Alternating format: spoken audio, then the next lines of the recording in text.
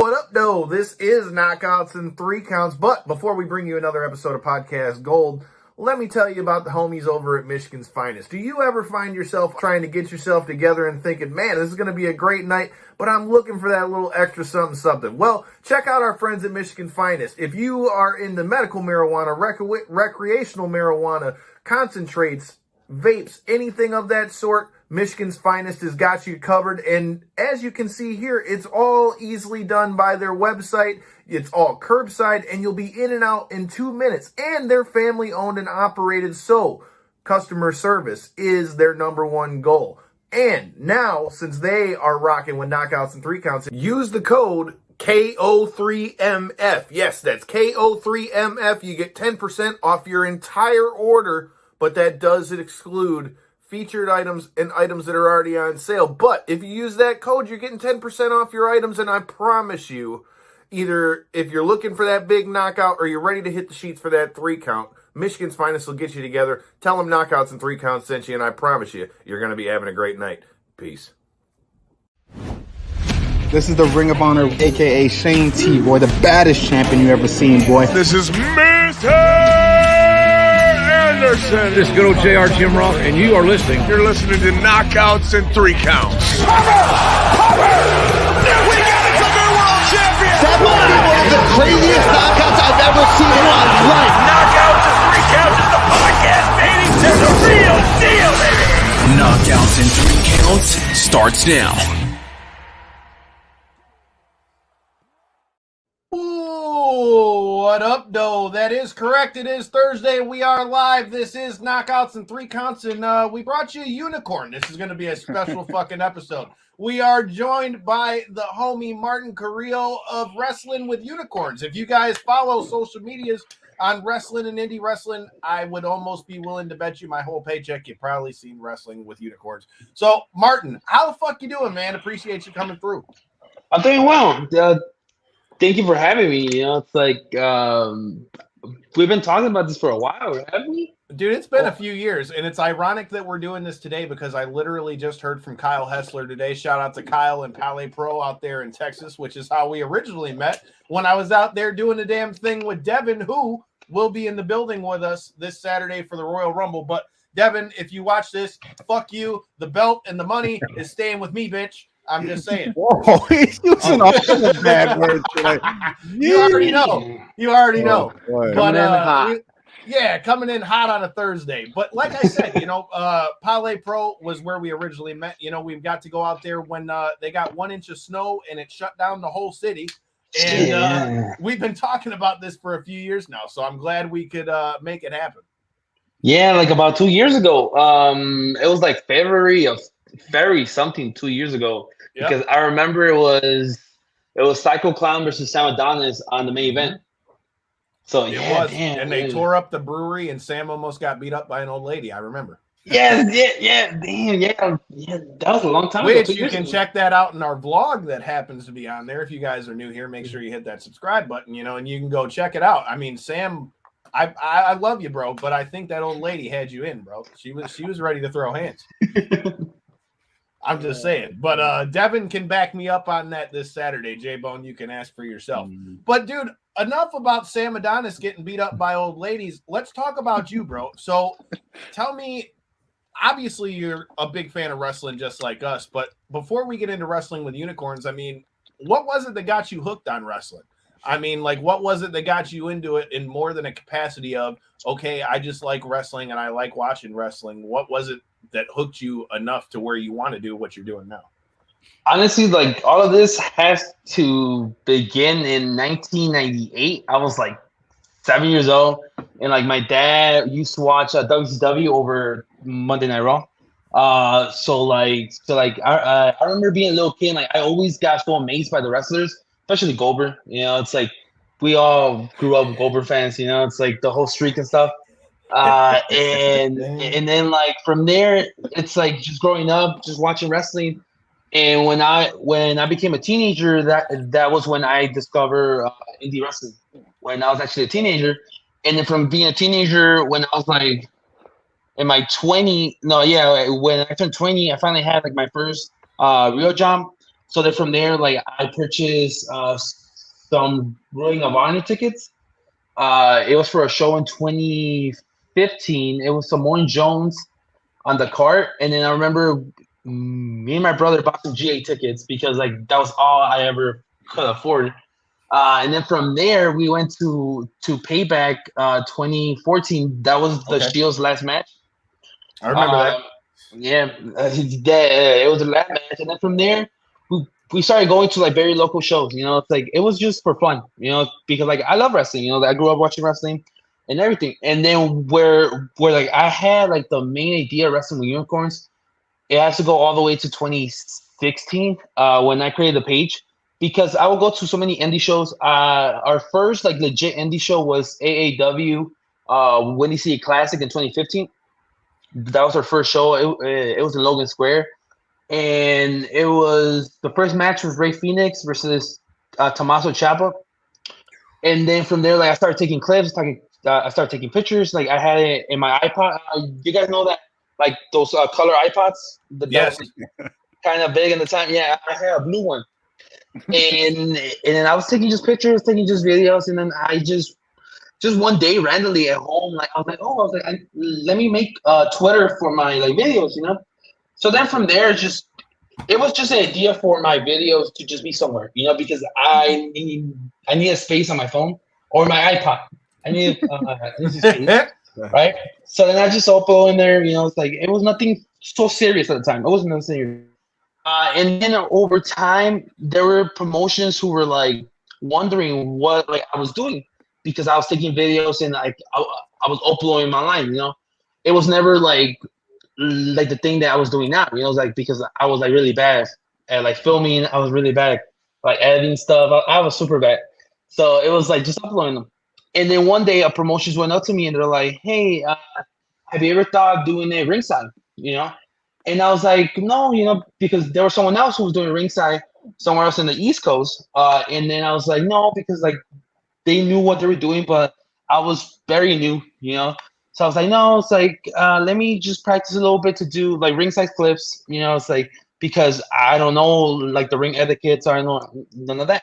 Mm-hmm. So So then one day I basically just took a risk and I started doing ringside clips. The first show I did ringside clips for was Freelance Wrestling versus CCW in 2017. That was my first ringside show. You know, it's like I did ringside clips. And then from there, I just started expanding more more promotions were hitting me up. You know, it's like it wasn't as big as it is now. It was just gaining exposure to the guys. You know, like that was the plan. Mm-hmm.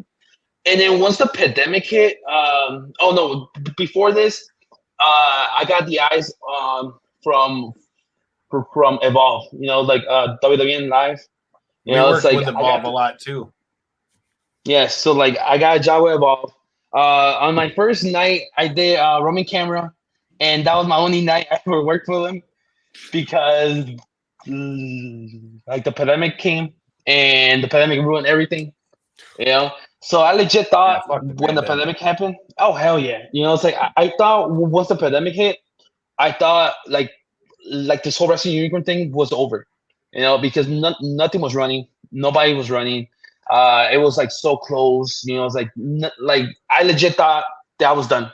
You know, it's like I legit thought that I was done with wrestling because it's like at the time nothing seemed that was getting better.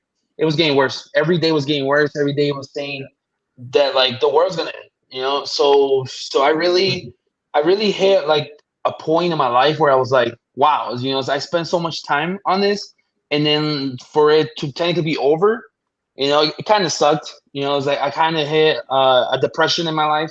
You know, I was doubting myself. I was like thinking to myself, like, wow, you know, so I spent so much time for this, and boom, it's over. But then there were companies who were running at the time. You know, there were certain companies who were running outside shows. You know, and like me and my brother were like, hey, one day we're like, hey, dude, like, are you willing to travel? You know, like, are you willing to risk it? You know, because it was like the hit of the pandemic. You know, it's like people were dying, people were getting sick, and he told me straight up, he goes, fuck it, let's do it. You know, so then every month we'll be traveling to Indiana or New Jersey or Pennsylvania, every single month. You know, just for us to have some content for the guys. You know, that was our mission. You know, it was content for the guys and content for the promotions who were risking their lives. You know, so then me and my brother just kept on doing it. You know, we kept on having eyes on us. You know, and then where I feel where we hit our like where more people got our attention was when at local wrestling in Houston, Texas, we saw in the car that was Gino Medina, you know, and Yes, Gino yes, been like, yes, Phil. what? Yeah, I know. I saw that yesterday. I don't know where I saw it, but like I saw Gino was a guest for you guys. Mhm. So like Gino been like my friend for a while, you know, but like we were never that close until like more recently. And then like I asked him, I was like, hey, dude, if we travel ourselves to Houston, will you be able to technically help us out because like you booked on the show, you know? And he was like, yeah, bro, like don't worry about it. Like if you guys just let me know where you guys are staying, like I can like drop you guys off at the hotel, pick you guys up, you know? It's like we can go to eat, you know? And I was like, okay, fuck it, you know? So then I messaged Jaime, you know, it's like from local wrestling. I messaged him, you know, I was like, we didn't have nothing guaranteed, you know, nothing guaranteed. I pay like my flight, and my brother paid for his flight. You know, we both paid for a flight. You know, it's like I told Jaime, hey, let me just take clips. You know, it's like if you want to pay me something after the show, pay me anything you want. You know, I just want opportunity. I just want content for the guys. That's all I want. You know. So then we went to Houston. Gino picked us up, and then we went to Loco. You know, it's like we were taking clips. You know, it's like, but then there was a match where like I seen two of the guys. No, I seen one of the guys, Dante versus Ninja Mac. You know, Dante, I've been knowing him for Another a pass. while. That first, Ninja. so yeah, Ninja Mac. You know, so then Dante, like I've been knowing him because Dante trained at the Black and the Brave school. You know, and he worked a lot in Chicago. But I never knew about this guy, Ninja Mac. Never seen him in my life. Never seen him in my life. And then when he did his entrance, he kicked me in the back of my back, right? Because he was doing a flip, but like I didn't know he was gonna do a flip, so he kicked me in the back of my back, right? And then I was like, oh, I was like, damn, I was like, oh, I was like, dude, I was like, yeah, I'm like, I'm done, right? But then when they were like wrestling, like once they were wrestling, I was like, fuck, I was like, this is gonna be fucking good, right? I took clips of that, and then Dante hit his shooting star cutter. He hit the shooting star cutter, boom. I was like, this clip is gonna fucking hit. I knew I was like, this is gonna hit. Boom. I upload the clip, it started getting viral. It started going everywhere. That Sunday, oh, okay. So Saturday, then Sunday, me and my brother came back, and then on Monday morning, I'm working here in my desk. This is technically like my office, and then I get a message from somebody from a major indie promotion, and they're like, hey, can I get the full match of Ninja Mac and Dante because I really like the clips, but I want to see the full match because I want to pitch them to this promoter and I want to see if they get booked for Mania weekend or 2021. I was like, yeah, cool, I got you. So then I hit up Jaime, and then Jaime hit up the guy from Title Match, and then the Title Match guy uploaded it on YouTube because he was like, oh, okay, cool. Like, let's just upload on YouTube and let's see more people watch the match. So then I sent the match, and then about a couple weeks later, I see both of them get announced at the Collective in 2021, right? And I was like, okay, cool. Like, these guys are gonna explode. I was like, I already know this guy's gonna explode. And then they hit the Collective, boom, they hit their shit, boom. They get out there really great, right? But then again in Loco in March of 2021, Ninja Mac wrestles against Dragon Bait, right? Dragon Bait is a guy from Noah, and then he lives in Mexico. But like they have a banger of a match. So then that night I was like, oh, let me upload a clip of Ninja Mac against Dragon Bait. So I uploaded the clip, and then on Monday morning I get a message from Ninja Mac, and he was like, hey, Noah just hit me up. Right now I can say the story now because it's been so long. So now I can tell the story. So it was like 2 days later, he told me, hey, Noah hit me up. They are interested in me going just because they saw your clips, you know? And I was like, oh, dude, I was like, that's bad, you know? So then from there, he's been talking to Noah for years, like for a while now. And now he's killing it in Noah, you know? And then Dante's killing it too, you know? And then, but the thing is, the most recent one that has exploded the most, Luigi. You know, it's like, I honestly feel that I owe a lot to Luigi because because of Luigi, it's like I've been getting booked everywhere now. You know, because Luigi Primo, for those who are wondering. Yeah, Luigi Primo. Luigi Primo. You know, he was the one that like he did that clip and exploded. You know, it's like we uploaded that clip on a Thursday at 9 p.m. on the Thursday, August the 29th, I think. And then by August the 30th at 11 a.m., it already had over 200 retweets already on Twitter. Already had 200 retweets and a shitload of views, you know? And every hour it kept on growing. And then I got hit up by Fox News. I got hit up by BR Wrestling, SPN, Fox News, like everybody. I got hit up for that clip, only for that clip. And then from there, like Luigi exploded. You know, he came out on AEW Dynamite. You know, like he went to Canada. He went to a tour in Japan.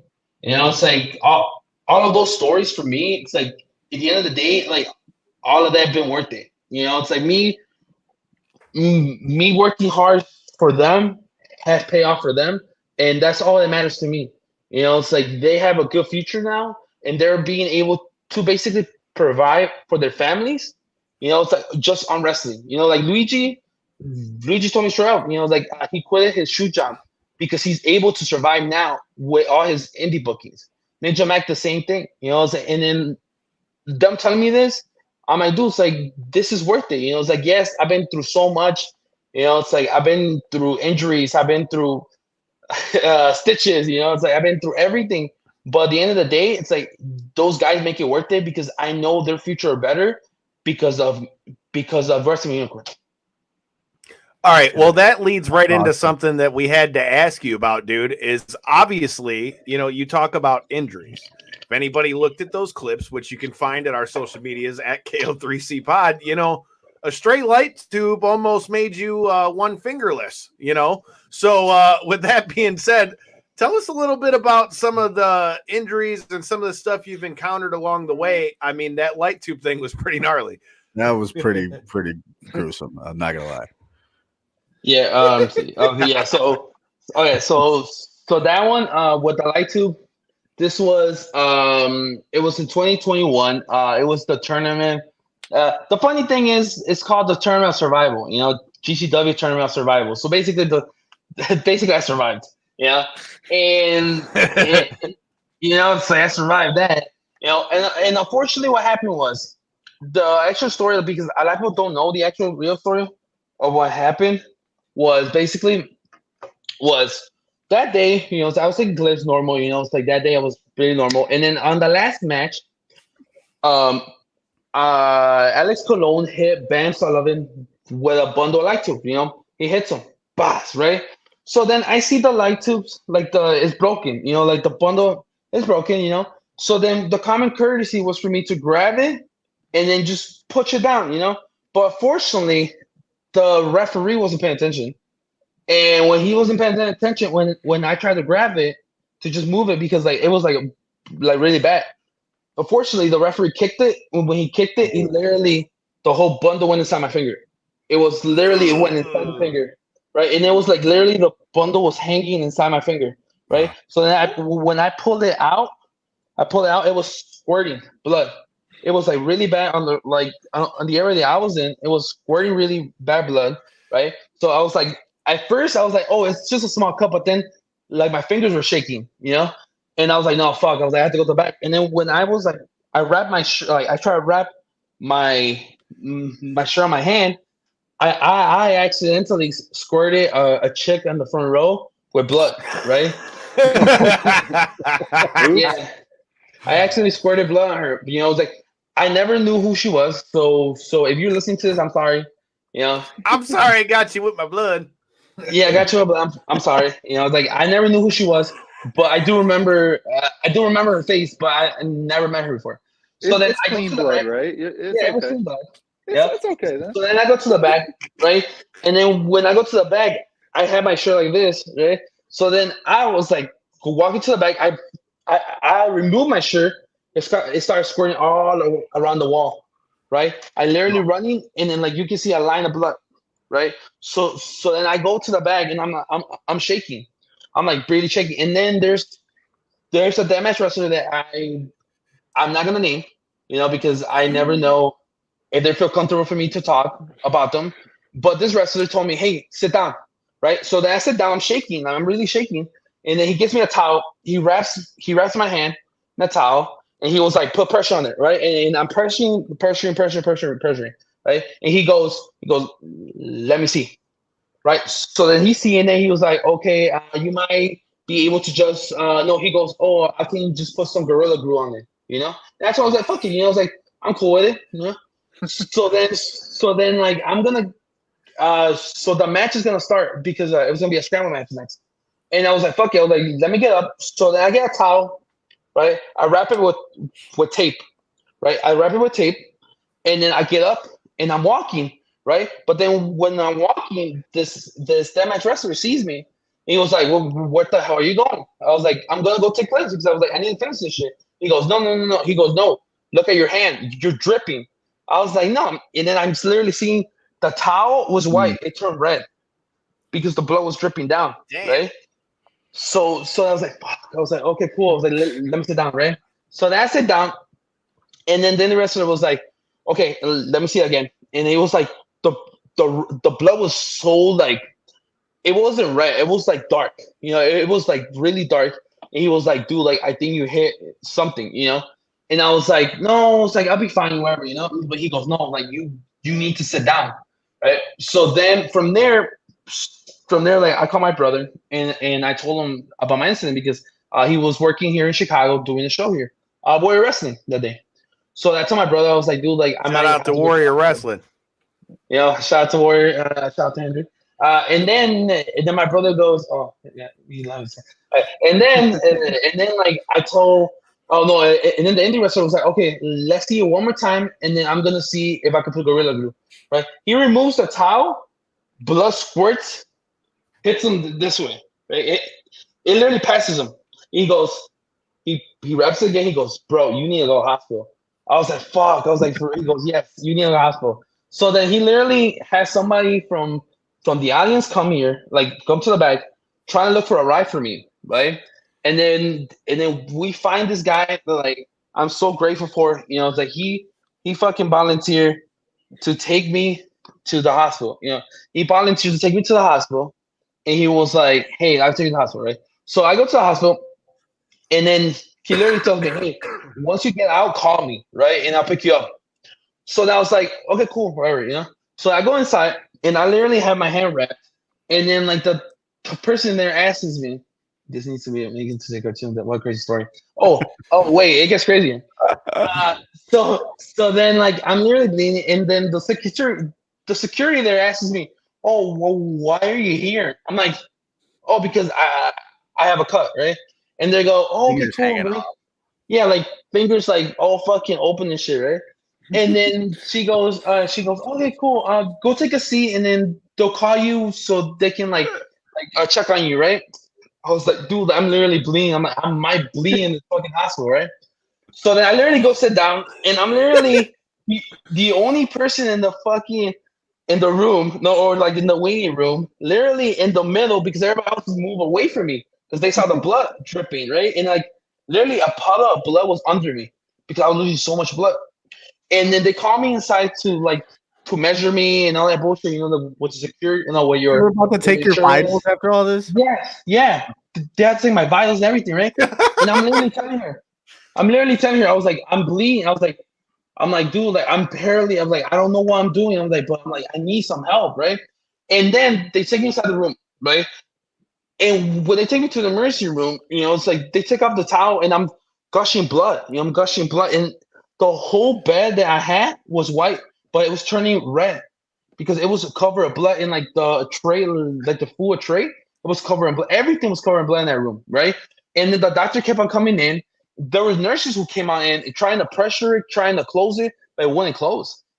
So I was basically in that room for 4 hours. I was bleeding. It was cover of blood. Like I called my mom. I was talking to my mom on the phone. It's like because she was like worried. So then I was telling her, I was like, "Yeah, like I'm losing a lot of blood, blah blah blah." And then the doctor comes in and he was like, "You still fucking bleeding?" He literally goes, "You still fucking bleeding?" I was like, "Yeah." He goes, "They haven't right? I was like, they haven't like stopped the bleeding. I was like, no. And he goes, okay, hold up, right? So he goes to basically get a glove. He rips the glove. He wraps it in my finger. It stops bleeding, right? So then he goes, I'm gonna do stitches on you. He goes, I'm gonna do 6 stitches. Boom, boom, boom, right? Stitches, right? And he goes, we have to go get you some x-rays to see if you have any damage on there, right? So then we go to the x-ray, right? And then they have those fucking machines that squishes your fucking hands. Yeah. Right? And I tell the lady, and that opened it again? No, it started hurting because it was like pressuring, right? And I told her, I was like, hey, I have a cut open. She's like, you'll be fine, honey, right? Right. And then she fucking pressures it. I was like, oh my, I was in so much pain, right? And then from there, he was and then the doctor was like, oh, you can take some painkillers and you'll be fine, right? And he goes, just don't be active for the rest of the night, right? And I was like, okay, cool, So then I walked in from the hospital all the way to the showboat, and that's about 20 to 30-minute walk, right? I walked it all the way over there, right? Because they were having a show at night at midnight. And this was around 10 at night already. So this was in Vegas? Or no, this was in New Jersey. Okay, that makes sense. That was my next guess. This was New Jersey. So then I get there, and like all everybody who saw me earlier was like surprised, like, you gonna like do the show? I was like, yes. I'm like, I'm gonna finish this fucking night. I was like, I ended the night. I was like, I ended early, so I'm like, I have to finish this because it's an ego thing. I was like, I need to boost up my ego and my self-esteem because I was like, I can't be just quitting in the middle of the show because that's not who I am, So then they're like, what are you gonna do? I was like, dude, just give me a glove. And there's actually on YouTube, there actually the show on there, and then you can actually see me basically having like my hand, like my left hand, covered with a black glove, and like only using one hand, right? And I'm covered in blood. Glove. Yeah, it's like I'm literally covered in blood, right? I haven't even changed. I haven't even went to my room. Nothing. I'm covered in blood. I finished the show, and then everybody's like, "Man, you're fucking crazy." I was like, "No, I'm not crazy. I just wanted to finish this because I wanted to feel better about myself, So then from that night, I finished it, and then the next night I came back and I did the other show. I finished the show. I finished the whole weekend strong. But the only bad thing about it was that like I was having people telling me, "Hey, like be careful when you fly back to Chicago because they might not let you because you have stitches, and then you might have you might have a blood clot, right?" Yeah. And I was like, no, I'll be fine, So then I get to the airport, and then like once they start checking us in, I literally put my hand under my shirt like this, like I put like this. I was like, no, let me walk in, right? And then they just scan my ticket, boom, right? So then I go inside, and then like I fall asleep during the plane, and then like I didn't realize that I had my hand like hanging like this, right? Like hand like this. Oh no! And then once I get out, right, so I have my hand like this, hanging, right? And then like one of the flight attendants comes by and they go, "Hey, are you okay?" I was like, "Yeah, why?" And they're like, "Your hand's still bleeding." I was like, "What you mean?" Right? And there was a little tiny blood coming out still because of the air pressure. So MC one, oh Ryan, hey Ryan. Dude, I feel like this could totally be one of those WWE story time things, dude. This is incredible. Dude, he said it should, shout out to John. John's one of our sponsors, the State of Pro Wrestling. You can check their stuff out, the links in the comments and all that good stuff. Check them out. But with that being said, I mean, he ain't lying. I mean, the story time cartoon that they used to have on there, this would be fucking perfect. The guy's gonna flood the ER room with his own blood, and they come out like, "We need to take your vitals, sir." I just want to shoot the wrestling, bro. Like, do my hands falling off here? And look, crazy. It all goes back to the referee. That damn referee. It was like over time. I have at the time I forgave him. Because accidents happen, shit happens, so we all working together, anything happens, I don't blame him for anything, it's like, I wanted to be on here, I don't blame him, accidents happen, he was there making sure that I was okay, like, later that night, he came to my room, he made sure I was fine, and that's all that matters, because accidents happen, I'm never gonna blame him for anything, because it was wrong time, wrong place, wrong time. It's like I've been doing death matches for years. I've been doing it for years, but never. And like maybe like one time in the GCW show, someone kicked one of the light tubes and literally hit me right in the forehead. But it wasn't that bad compared to the cut. It's like that cut has literally affected me so much because of that cut, because of my finger. It's like, it's like I still can move it, I still can do it, but sometimes I feel pain on it, because it's never gonna be right, But for me, it's like these are the shits that you have to go through, because it's like shit happens, because if you want us to see, like some shit has to happen to you to like be having some stories in the future. It's like I have a bunch of stories, it's like because I'm like, you have to sacrifice something to be able to gain things. It's like, like I didn't want to sacrifice my finger, but shit happens. And also, the guy didn't want to sacrifice his work. He wanted to keep going. Like, that speaks volumes to your dedication, dude. So that's cool. Props to you for that. Shows your gameness for sure. Thanks, man. Yeah, and after that, like I worked for about 2 months with basically one hand, because I still had my stitches on. Like during that 2 months, I traveled to Texas. I traveled to Indiana. I traveled to different places. Because I wasn't gonna quit. It's like, it's like one little setback is not gonna make me quit completely. It's like, and that's why I have always overcome small things, small injuries, small little setbacks. You get the fuck up and then you keep on going. And that's something I have always done with my personal life and now in my wrestling life. It's like, it's like, this is not easy. It's like a lot of people say, oh, you can just hold a phone and then you film, right? But that shit takes more than that. It takes paying attention to what kind of angle. It's like what kind of shit you're looking for. Movement with wrestling and movements with movies and movements with anything else is different, because wrestling, you had to move and follow them, And then with a movie, it's like you basically just had to focus on their fucking face, and then if they're moving, just move it slowly. No, wrestling, you have to be fucking on your toes. You need to pay attention to everything. You need to be aware of your surroundings.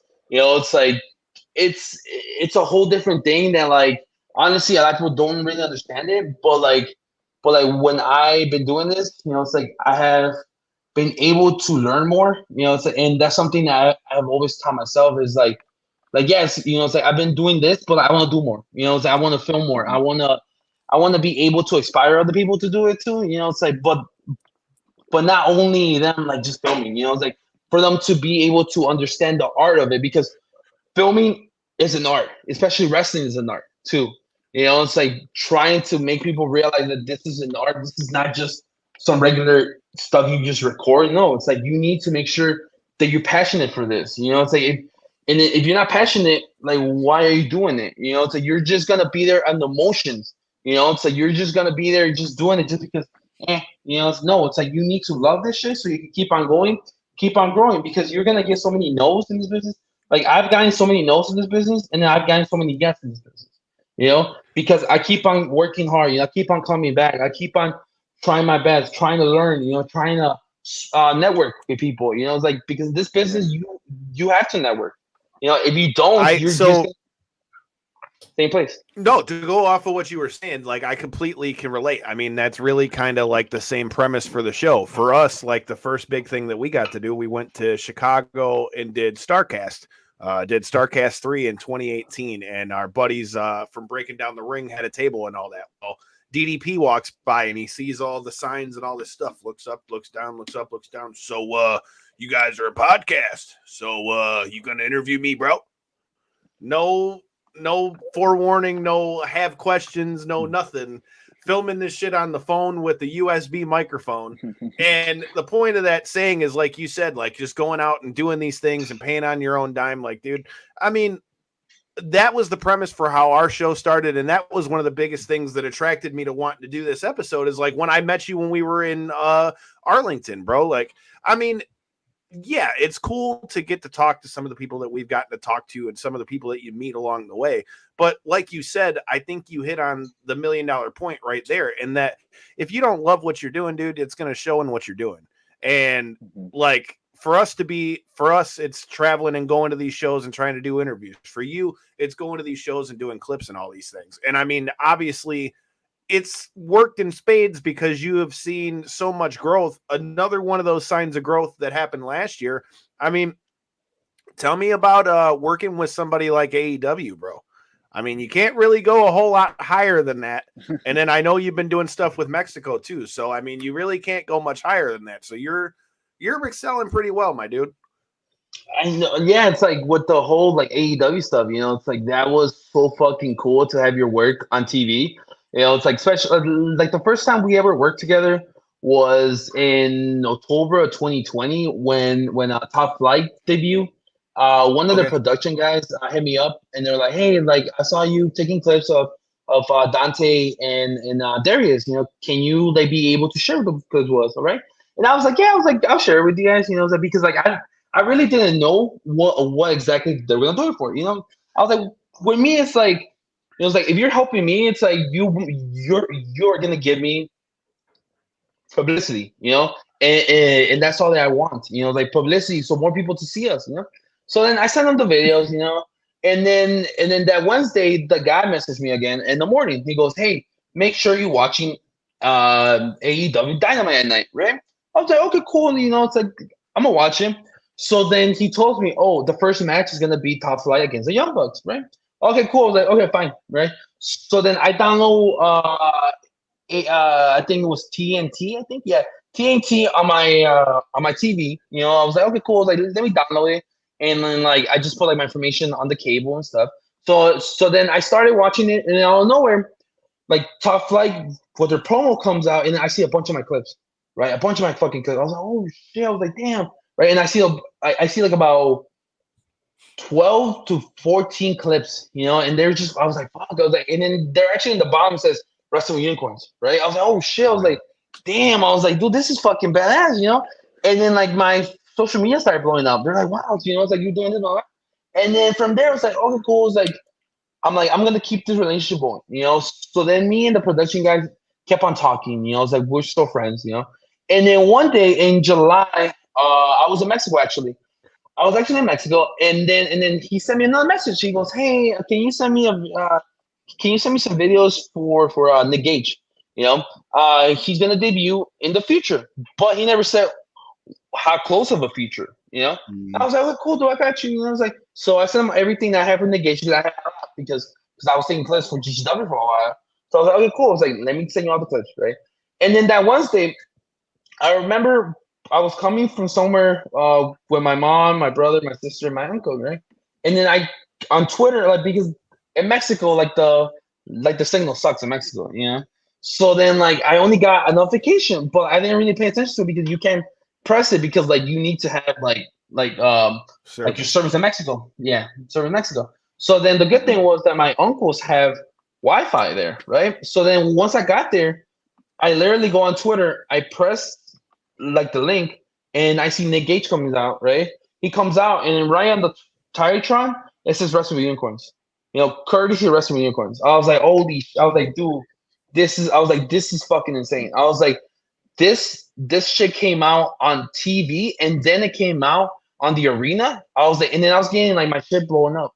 They're like, oh my god, they're like Wrestling Unicorns are on Dynamite again. You know, like blah blah blah. You know, and then from there, it's like he used it for his match against Chris Jericho.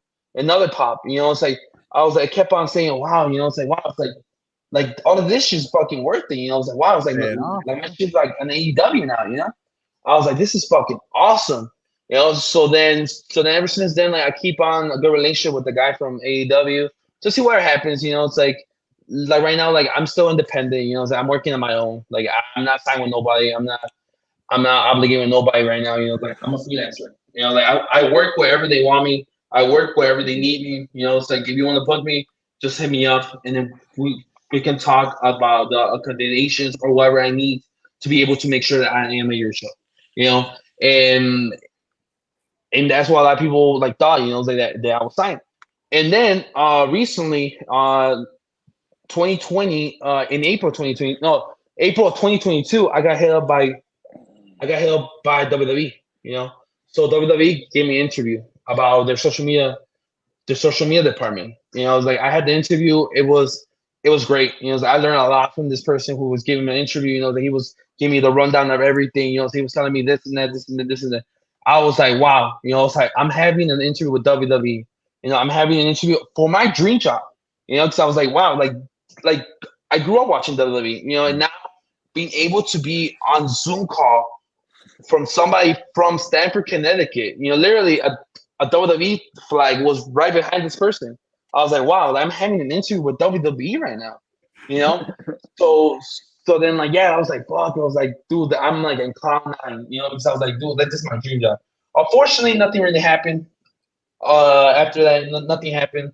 But you know, it's like hopefully the door's still open there. You know, it's like hopefully someday something happens. You know, it's like unfortunately right now it's like I haven't been able to communicate with them, or we haven't been communicating, but the door's still hopefully open there. Yes, you're not obligated to sign Sway Warrior. Technically Henry or Warrior, sorry. Warrior, I am signed with Warrior technically because he wants me in every show. So I'm technically signed with Warrior. Obligated. Okay. And then after that, it's like I just been working hard, you know, trying to still be able to succeed in this business, you know, trying to help more people as much as I could. You know, it's like recently, like I've been hitting different states I've never been to. You know, it's like it's weird. And then like I just recently worked in California. You know, it's like in Los Angeles. You know, I'm debuting on Sunday for FSW in Nevada. You know, it's like I'm working in Nevada this weekend. And then after that, you know, it's like I'm going to Michigan in a couple weeks or next month, you know, and then from there I'm going to Texas. Like I'm going everywhere, you know. It's like, and I've been very fortunate for that, and I'm very grateful every time I get booked for a show. You know, it's like I'm super excited, and I'm always giving it my 100% because I'm like, if you guys are investing in me, I'm gonna help you guys out. You know, I'm gonna do as much as I can to be able to help you guys expand even more because you guys are helping me out. I'm gonna help you guys out. You know, and that's been something that I've been super grateful for. You know, being able to basically debut everywhere. You know, it's like being all over the country. You know, that Mexico. You know, it's like I worked a show in Mexico a couple years ago. You know, it's like, and then AAA. You know, it's like being able to work with AAA and Mania Weekend. You know, it's like having that door open too there. You know, it's like being having many doors open. You know, I'm very grateful for that. You know, it's like I want to hit the UK one day, you know, I want to hit Canada one day, I want to hit Germany one day, you know, I want to hit every single country, you know, because like even India, because India, we actually have a bunch of Indian fans actually, you know, it's like 2.0% of our followers are from India, you know, so hopefully one day, you know, it's like I'll be able to hit India one day. But well, yeah, dude, with the way you're moving, dude. I mean, it's only a matter of time. You know, shout out to Warrior Wrestling. We got nothing but love for them as well. You know, thanks to them, that's how we got to interview Brian Cage and Filthy Tom Lawler when we were in Chicago last time. So I know when you guys come back to Michigan, we'll definitely have to make something work. But dude, what you're saying is like for any of us that are trying to do any of this kind of stuff. I mean, the moral of the story is hard work pays off. And I mean, you've just continued to be there and do it on your own dime, whether it was getting paid or not getting paid. And I mean, ultimately, that's what shines through. You love what you're doing. You know, you have good, like the people at Warrior. And, you know, I know you've made relationships with, like we said, with Gino. And I know Thunder Rosa has been real cool with you as well, who we also are friends of theirs as well, seeing as we sponsored our buddy Dave LaGreca getting his ass kicked out in Texas, out in Buda, Texas. That was a good time. Yeah, dude, it's just dope to see the way that you've just blossomed because, I mean, like you said, we've known each other for a few years now. I mean, when you first started doing your thing out there in Texas and all that, to see everything show up from AW and everything else, I mean, I think it's only a matter of time before you're going to end up in Mexico and anywhere else you really want to go, because you've already said with what we've seen, like the power of social media and the way how you could put one thing out from where you're at in Chicago or where we're at in Detroit. And if it hits, everybody can see it. It doesn't matter whether you're talking about Indy or America or wherever you want to talk about. It's just insane the way that wrestling has its hold everywhere we go. With that being said, I know I said that I was going to have you help us figure out our stuff for the Royal Rumble, but we also have a segment on this show that we usually like to call Locker Room Etiquette. Well, since you are on the same side of the camera as we are, I figured I'd switch it up a little bit. I got a feeling there's going to be a good answer to this question. So we usually, with Locker Room Etiquette, we get things like bring your own wrist tape, bring your own squirt bottle, wash your balls, keep your baby mama out the locker room. Ninja Mac telling everybody not to get too comfortable and stay trained. And Silas Young telling people Silas Young was not too comfortable, actually. What I was going to ask you is, I mean, like we said, you know, you've gotten to travel the roads with so many people and doing your thing and all that. Are there any funny road stories that you got that come to mind when you think any of these people, any that you think that would be funny that you're willing to tell on the show? Damn. Or just funny shit that happens at a show or anything like that? Yeah. So one of the stories that like definitely I can say was in 2017. So me and my brother was helping Black Label. You know, Black Label was a brand new promotion. Like it was our first show in Indiana, right? The first show, and then that day we were gonna go to Evolve in Chicago. You know, so then we, like, me and my brother were planning to just like because in the morning we technically helped them pick up Super Crazy. You know, Super Crazy, fucking awesome guy. I love that guy, right? We picked up Super Crazy in Chicago. You know, like we went to McDonald's to eat breakfast, and then we went to the show, and then later Breakfast in of the afternoon, Champions.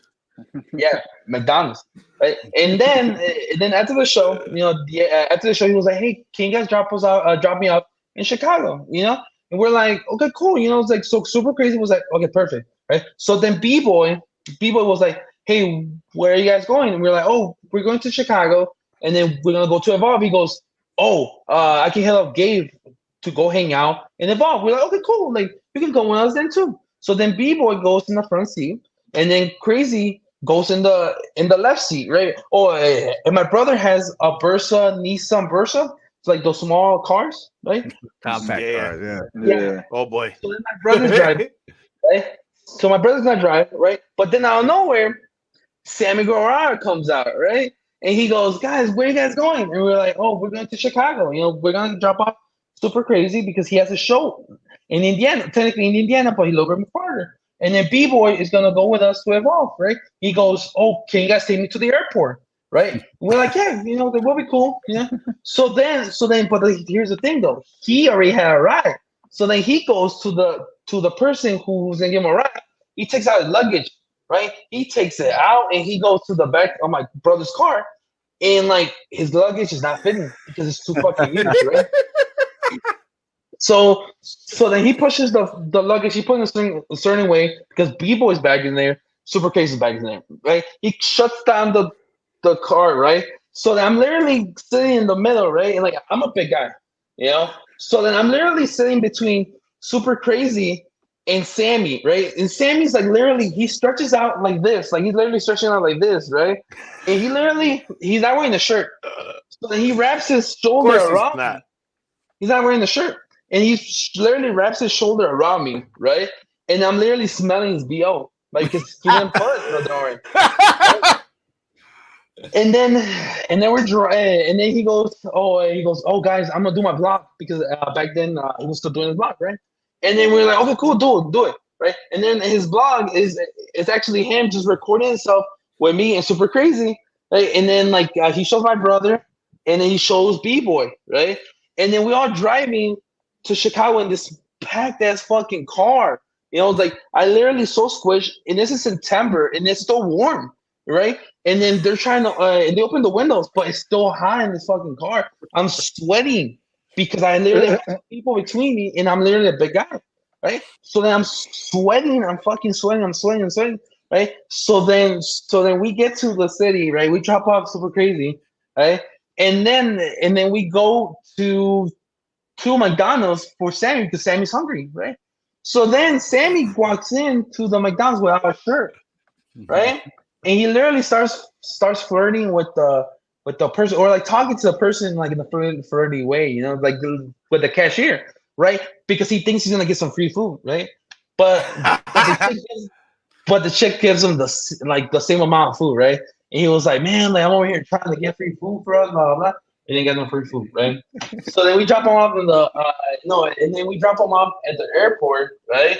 And I finally have space. I'm finally be able to move around, because I'm like, dude, it's like I can't believe we were in this car for almost 2 hours. I was sweating. I had Sammy. I had Super Crazy, a legend, Super Crazy, and then I had Sammy that was like we've been knowing. At this time, we barely know him for about a day because we technically met him in freelance, but like he messaged me before if I could like share his videos because at the time he wasn't as big.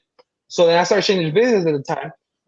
So then like my brother been a big fan of his vlogs. He always watched them, but so I never watched them before.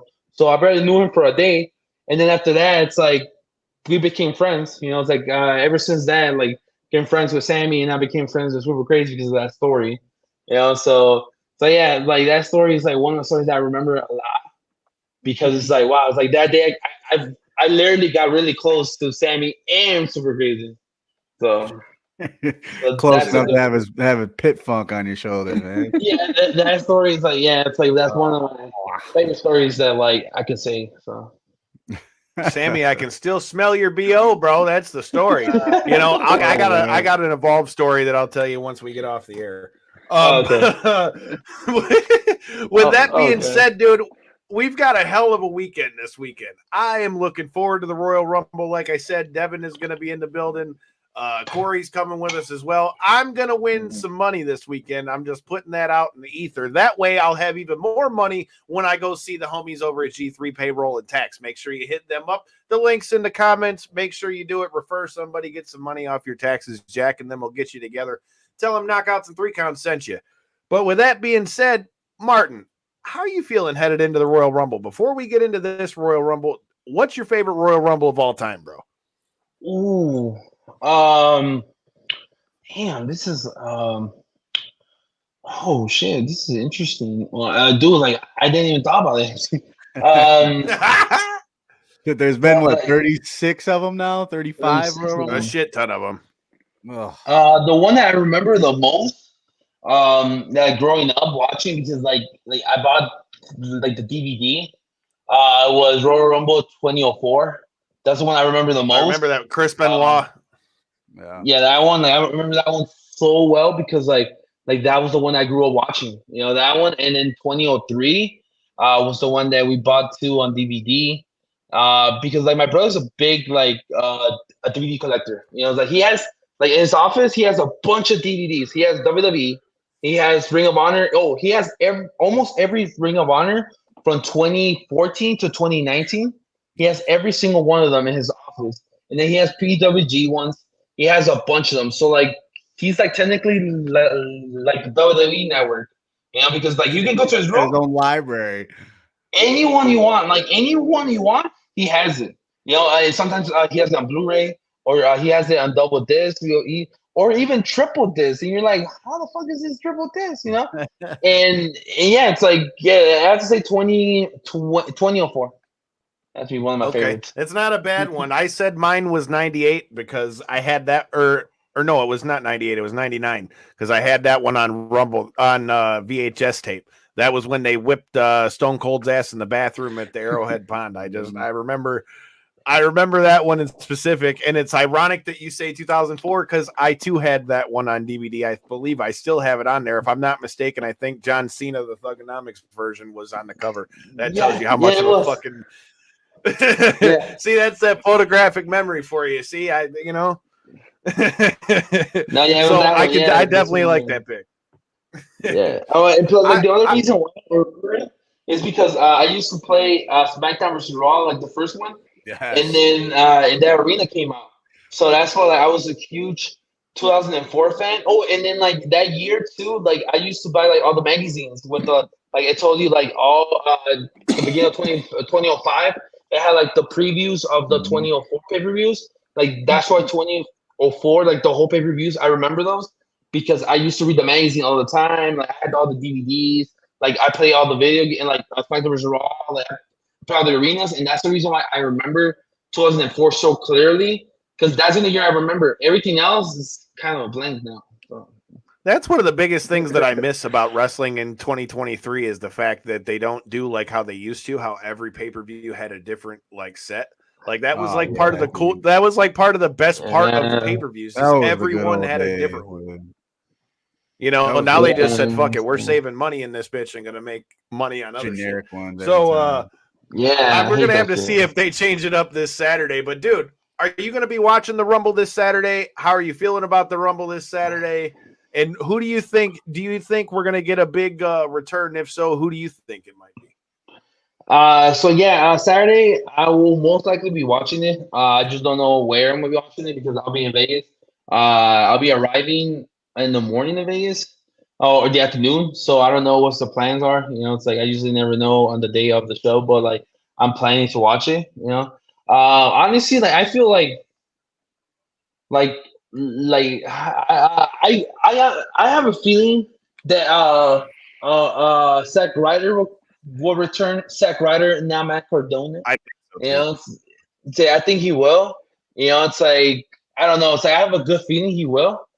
And then like I've been reading like different stuff about like how WWE been like trying to find other guys, but I'm like I don't believe it as much. But like I feel like Matt Cardona or Zack Ryder will appear on there. So I'll go with that one. Do we like it better if it's Cardona or the Zack Ryder version? Like, what do we like better?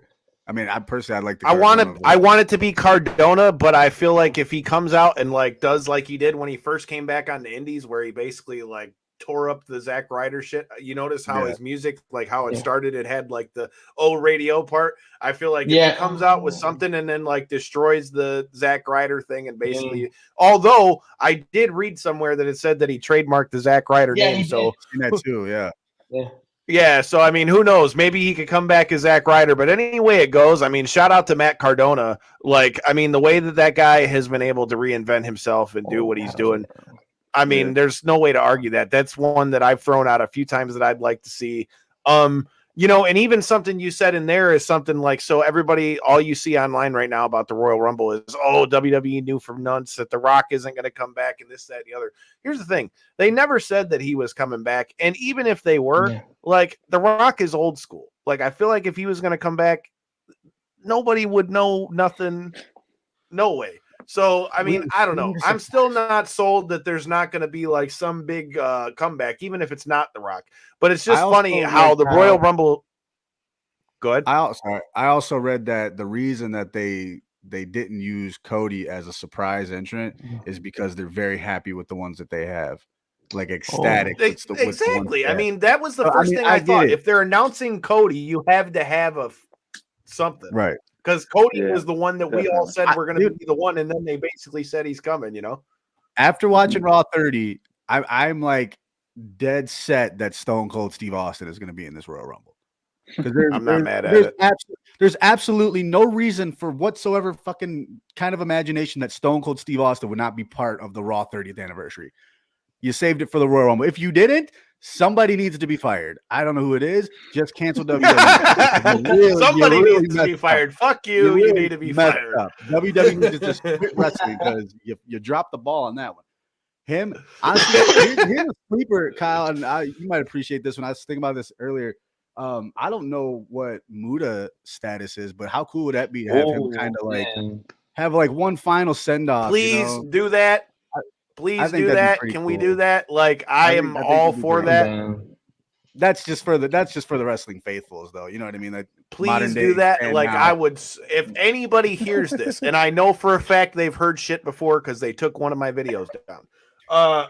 Just saying, I would love to see that, and I think a lot of people would love to see that, especially with his big bye-bye and all that. Shout out to Ninja Mac being on that show, Ninja Mac being a past guest too. So I definitely like that one. Either way, dude, the Royal Rumble is going to be a fun show for everybody to see, dude. And I don't know, dude. Before I let you get out of here, I guess is as good a time as any, dude. I mean, like we said, you're coming February 10th here to Michigan. Tell us a little bit about Combat One, because, you know, we have a little bit of history with these things because, you know, our buddy Darren McCarty is going to be fighting old chin strap Jesus over there, Kyle Barrett.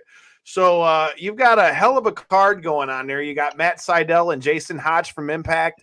I mean, you're going to have a hell of a card here on Combat One. How are you feeling about Michigan, even though, like you said, you've been here before, but it's been a while? Honestly, like I'm super excited, because like for me personally, every time I go to a different state, it's a different environment, different people. It's like you start networking even more. It's like ever since like the announcement yesterday, like Combat One and myself make the announcement.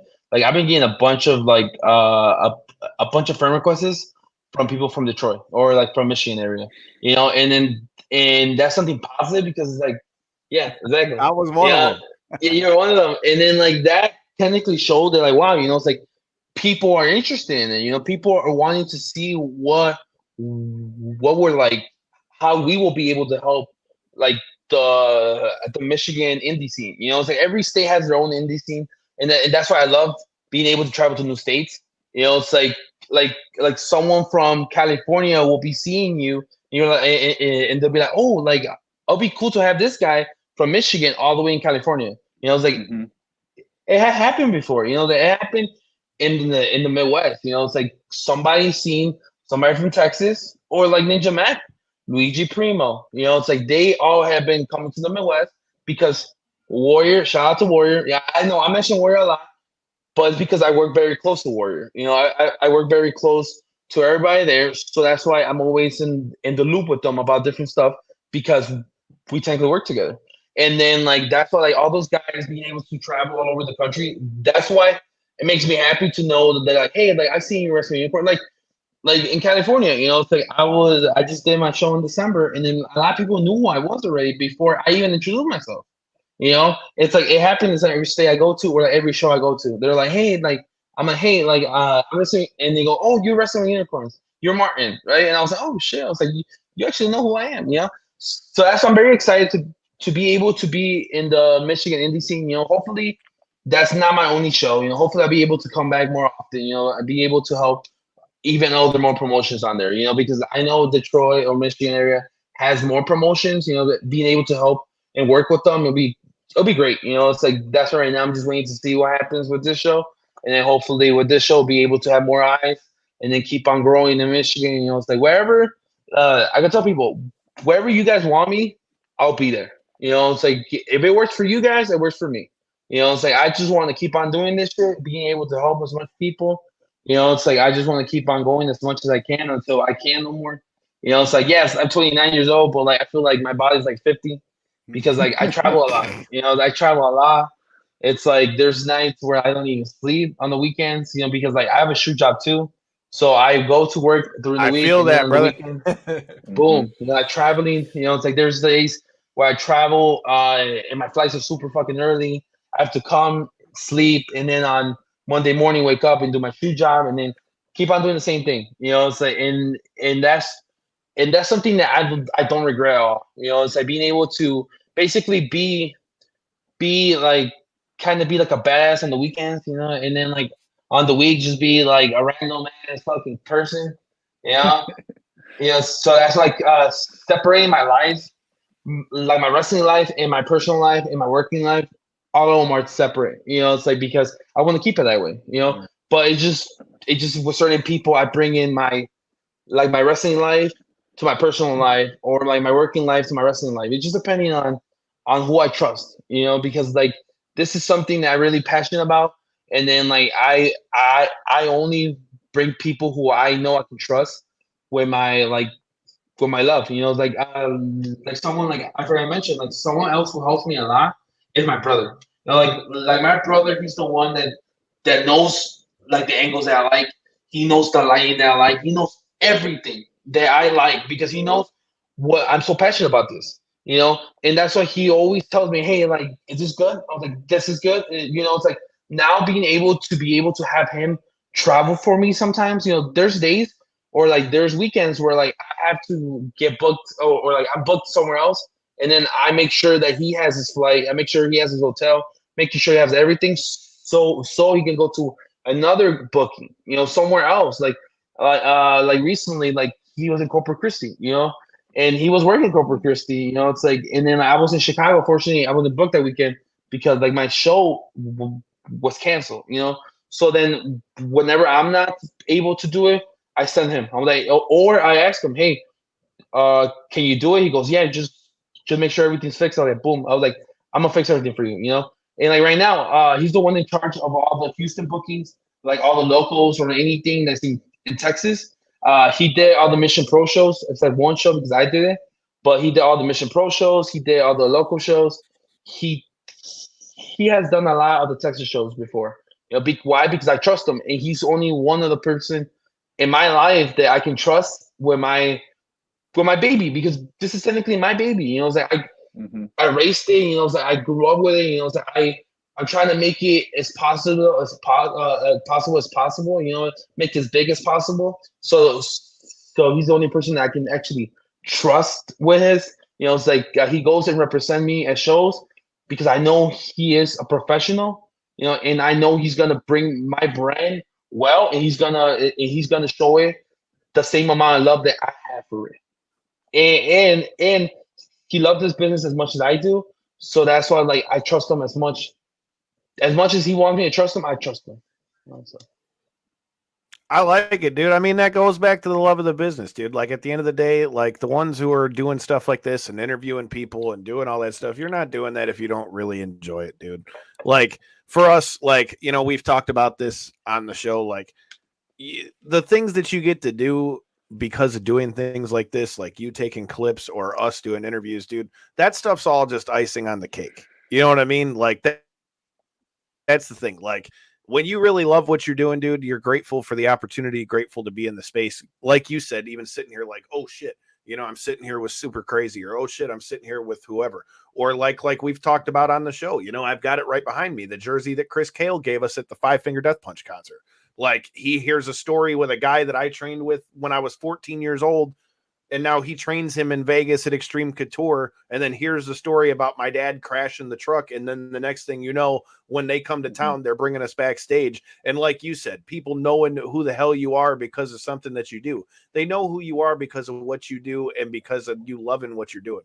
And it's the same thing with us, the same way with you, which is why I'm glad I got to bring this to somebody. All I'm saying is, Jerry Vagana, I know you're going to hear this, damn it. When y'all come to Michigan, we all got to link up. All I'm saying is if you're coming into the Michigan Wrestling with Unicorns and Knockouts and 3 Counts, we'll definitely have to have a link up. I don't know, man. I feel like we've covered all the bases. J-Bone, Corey, you guys got anything else? Can I give you some advice when you come to Michigan, though? 2 pieces, actually. 1, go ahead. Get yourself a Coney dog because that shit's bomb. 2, bring a fucking coat because it is cold as a motherfucker. I mean, he's from Chicago, so I mean, it's not too different. But he's about to be. He's hitting Nevada. He's hitting California, and then he's coming to Michigan. I don't know how that loop got booked. Yeah. But you're gonna need to switch up clothing, bro. And Denver too, because I have a booking in Denver too. See? So I'm hitting everything, and then going man's to making towns. He's gonna have to do some wardrobe changes along the way, though, because you know, I mean. What are you gonna do with a winter coat out in California? Whatever you do, just don't do like J-Bone. Whatever you do, don't go like J-Bone and go down fucking Fremont Street and then go listen to Spandex Nation and then drink a 40-ounce margarita in about 4 minutes and then go, damn, I don't know why I got to piss like that. What happened? Hey, went in Vegas, baby.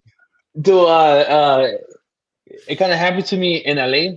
So like in LA, like I got there at night, right? And it was kind of chilly, right? So I'm like, okay, cool. Like I'm gonna wear my sweater, like because like there was a Starbucks in front of my hotel. So I was like, okay, cool. Like right at like 8 a.m. I get up, you know, I'm like, okay, cool. Like let me put my sweater, let me put my pants on because it's gonna be cold outside, right? So then I go outside, I open the door, the heat. I was like, oh hell no. I was like, I have to go back inside and change.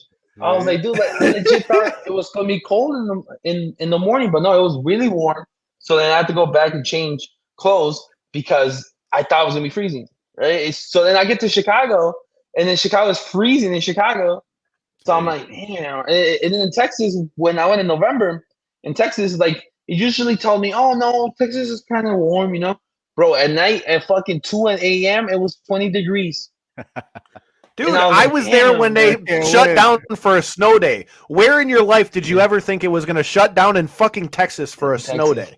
And not to mention, we're not even talking like we live in Chicago and Michigan. We just got 6 inches of snow the other day. If they shut down over 1 inch, holy hell, Texas would be dead over 6 inches of snow.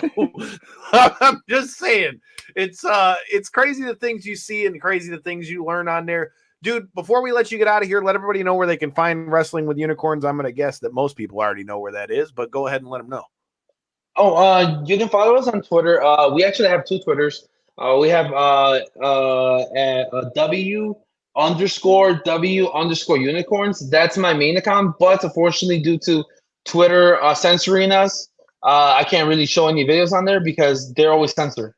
But now we have a backup page. It's W_W_U_clips.